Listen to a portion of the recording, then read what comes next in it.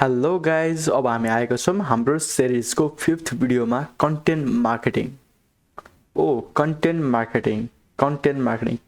भन्ने बित्तिकै मलाई केसको याद आउँछ त भने म फेसबुक स्क्रल गर्दाखेरि मैले के देख्छु, सबै चिज मैले देख्ने भनेको त्यो कन्टेन्ट नै हो। म युट्युबमा जान्छु, त्यहाँ के हुन्छ, भिडियो कन्टेन्ट हुन्छ। टिकटकमा जान्छु, त्यहाँ भिडियो कन्टेन्ट हुन्छ इन द फर्म अफ, होइन, त्यहाँ नाम मात्र फरक हुन्छ। यता फेसबुकमा के भन्छ, फेसबुकमा चाहिँ रिल्स भन्छ, उता युट्युबमा सर्ट्स हुन्छ, टिकटकमा मेबी स्टोरी होला, होइन। सो नाम मात्र फरक हो, त्यो सबै के हो, कन्टेन्ट हो। वेबसाइटमा जान्छु, ब्लग हुन्छ, सबै कन्टेन्ट हो। वेबसाइटमा भएको सबै त्यहाँ टेक्स्टमा लेखेको चिजहरू हुन्छ, सबै वेबसाइटमा चाहिँ कम्पनीको बारेमा लेखेको हुन्छ, त्यो पनि कन्टेन्ट हो। सबै चिज के हो त, कन्टेन्ट हो। मलाई मार्केटिङ आउँछ, कुनै कम्पनीको मलाई मार्केटिङको इमेल आउँछ मलाई मेरो इमेलमा, त्यो इमेलमा लेखेको चिज पनि के हो, कन्टेन्ट हो। त्यहाँ डिजाइन गरेका कुराहरू पनि के हुन् त, कन्टेन्ट हो। भनेपछि कन्टेन्ट मार्केटिङको इम्पोर्टेन्स कति छ त? जस्तो कन्टेन्ट छ तपाईँलाई कस्टमर्सले हेर्ने दृष्टिकोण पनि त्यस्तै हुन्छ। So content marketing is the king of marketing. Content marketing तपाईँले राम्रोसँग गर्नुभयो भने तपाईँले धेरै कस्टमर्सहरूलाई एट्र्याक्ट गर्न सक्नुहुन्छ।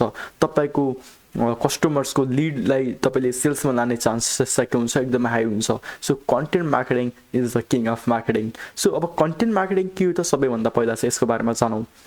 हामीले कन्टेन्ट बनाउने र त्यसको डिस्ट्रिब्युसन गर्ने काम चाहिँ के हो, कन्टेन्ट मार्केटिङ हो। केही ठुलो कुरा नै छ यसमा, कन्टेन्ट प्लस मार्केटिङ। पहिला मलाई कन्टेन्ट क्रिएट गर्नु पऱ्यो, त्यसपछि त्यसलाई डिस्ट्रिब्युट गर्नु पऱ्यो। फर इक्जाम्पल, मलाई चाहिँ कुनै एउटा प्रोडक्ट मलाई बेच्नु छ, मलाई मार्केटमा सेल्स गर्नु छ भने पहिला मैले के गर्नु पऱ्यो, त्यो प्रोडक्टलाई मैले मार्केटमा बेच्नको लागि पहिला मैले के गर्छु, त्यो प्रोडक्टको बारेमा लेख्छु, स्पेसिफिकेसनहरू मैले गुगल डक्स चाहिँ म माइक्रोसफ्ट वर्डमा गएर लेख्छु। अनि त्यो चाहिँ के भयो, मेरो लागि कन्टेन्ट भयो। राम्रोसँग लेखेँ, एउटा सिम्पल डिजाइन बनाएँ, अनि मैले अब त्यो कन्टेन्ट त मैले क्रिएट गरेर भ्याएँ, मैले माइक्रोसफ्ट वर्ड र गुगल डक्समा क्रिएट गरेर भ्याएँ। अब त्यो कन्टेन्टलाई हाल्ने कहाँ, त्यो मेरो डक्समा राखेर त कसैले हेर्दैन, मेरो ल्यापटपमा राखेर त कसैले हेर्दैन। भनेपछि मैले अब त्यो कन्टेन्टलाई के गर्छु त भने फेसबुकमा लगाएर आफ्नो बिजनेसको पेजमा लगाएर के गर्छु, पोस्ट गर्छु। That is distribution. So creation of content र डिस्ट्रिब्युसन अफ कन्टेन्ट, त्यो दुईटाको मिक्स भएर के भन्छ, कन्टेन्ट मार्केटिङ भन्छ। किनकि हामीले क्रिएट गरेको कन्टेन्ट हामीले कहीँ गएर पब्लिस गऱ्यौँ भने बल्ल त्यो कन्टेन्ट कसले देख्छ, हाम्रो टार्गेट अडियन्सहरूले देख्छन्, हाम्रो पिपुल्सहरू, मार्केटमा भएको मान्छेहरूले, लाइक पिपुल्सहरूले देख्छन्। सो बल्ल के हुन्छ, त्यहाँ चाहिँ कन्टेन्ट मार्केटिङ हुन्छ।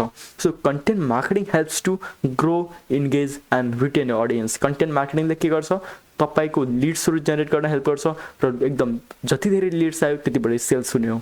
It's a great way to promote your brand. So content marketing राम्रोसँग गर्नुभयो भने तपाईँको ब्रान्ड चाहिँ यसरी ग्रोथ हुन्छ।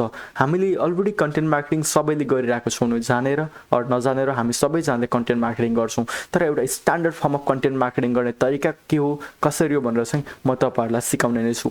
सो कन्टेन्ट मार्केटिङ किन इम्पोर्टेन्ट छ त बिजनेसमा?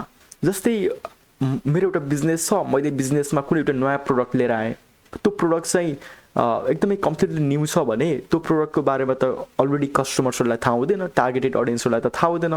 देन फर्स्टमा मैले के गर्नुपर्छ, I have to educate my targeted audience. मैले मेरो टार्गेटेड अडियन्सलाई के गर्नुपर्छ भने एजुकेट गर्नुपर्छ, सिकाउनुपर्छ, यो चिज यस्तो हो, यो तपाईँहरूलाई यस्तो बेनिफिट गर्छ, यस्तो फाइदाहरू दिन्छ, तपाईँहरूको दैनिक जीवनमा यस्तो छ, यसको काम छ भनेर उनीहरूलाई सिकाउनुपर्छ। डिफ्रेन्ट तरिकाले भिडियोको थ्रुबाट, लाइक डिफ्रेन्ट कन्टेन्टको थ्रुबाट, डिफ्रेन्ट भेरिएसन अफ कन्टेन्टले चाहिँ उनीहरूलाई सिकाउनुपर्छ, एजुकेट गर्नुपर्छ, कन्टेन्ट फाले गर्नुपर्छ, र उनीहरूको सब कन्सियस माइन्डमा के फिल गराउनुपर्छ, oh this product is important for me, यो प्रोडक्ट चाहिँ मेरो लागि इम्पोर्टेन्ट छ है भन्ने फिल गराएपछि बल्ल तपाईँहरूलाई तपाईँको बिजनेसलाई उनीहरूले पैसा तिरेर किन्छन्। किनकि गोजीबाट पैसा झिक्नु छ गाह्रो त भइहाल्छ, त्यत्तिकै होइन, सजिलो त कहाँ हुन्छ र। सो कन्टेन्ट मार्केटिङको हेल्पबाट त्यो काम चाहिँ के हुन्छ त भने एकदमै सजिलो हुन्छ। You don't have to worry about it if you use content marketing. So it boost conversion rate एकदमै हाई हुन्छ if you do it correctly. Content marketing यदि तपाईँ राम्रोसँग गर्नुहुन्छ भने कन्भर्जन रेट चाहिँ एकदमै हाई हुन्छ।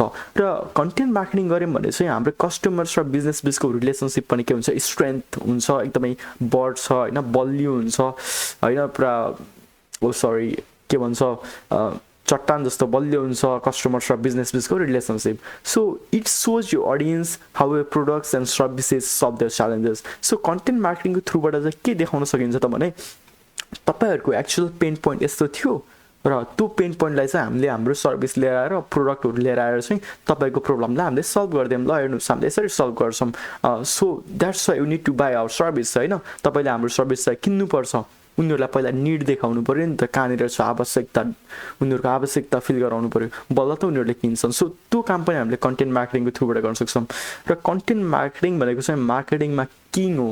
एभ्री चिज तपाईँ सोसियल मिडिया मार्केटिङ गर्नुहोस्, तपाईँ हट इफ यु डु, तपाईँ भिडियो मार्केटिङ गर्नुहोस्, तपाईँ पेड एडभर्टाइजिङ हाल्नुहोस्, तपाईँ इमेल मार्केटिङ गर्नुहोस्, तपाईँ जे गर्नुहुन्छ त्यहाँनिर तपाईँलाई कन्टेन्ट चाहिन्छ।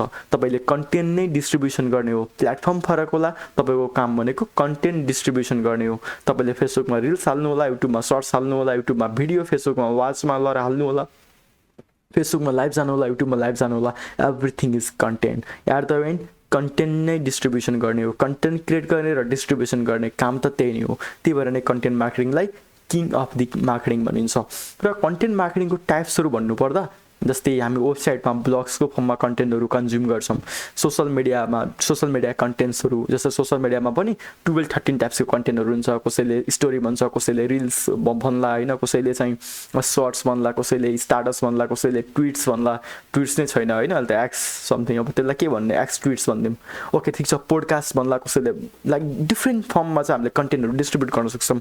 Podcast, video, email newsletter, paid advertising, infographics, ebooks. So different फर्ममा चाहिँ हामीले के गर्न सक्छौँ भने कन्टेन्टहरू डिस्ट्रिब्युट गर्न सक्छौँ। र त्यो कन्टेन्टको थ्रुबाट चाहिँ हामीले कस्टमर्सहरूलाई, टार्गेट अडियन्सहरूलाई हामीले के गर्न सक्छौँ, अवेरनेस क्रिएट गर्न सक्छौँ। र जसको थ्रुबाट चाहिँ उनीहरू हाम्रोमा के आउँछन्, हामीलाई लिड जेनेरेट हुन्छ। त्यो लिडलाई हामी सेल्समा कन्भर्ट गर्छौँ। This is how actually marketing works.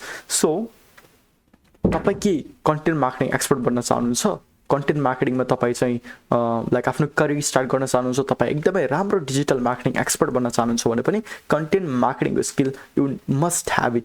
तपाईँसँग हुनैपर्ने स्किल हो। त्यही भएर तपाईँ चाहिँ कन्टेन्ट मार्केटिङ एक्सपर्ट बन्न चाहनुहुन्छ भने प्लिज डु कमेन्ट बिलो। तल कमेन्ट गर्नुहोस् तपाईँलाई कन्टेन्ट मार्केटिङमा के गर्नु छ, के सिक्नु मन छ भने प्लिज डु कमेन्ट बिलो। अनि subscribe the channel, hit the bell icon. अनि म तपाईँहरूलाई यस्तै मार्केटिङका धेरै भिडियोहरू लिएर आउनेछु र तपाईँलाई मेन त म कन्टेन्ट मार्केटिङको एक्सपर्ट बनाउनेछु। तपाईँलाई के चाहिन्छ please do comment below. Thank you so much.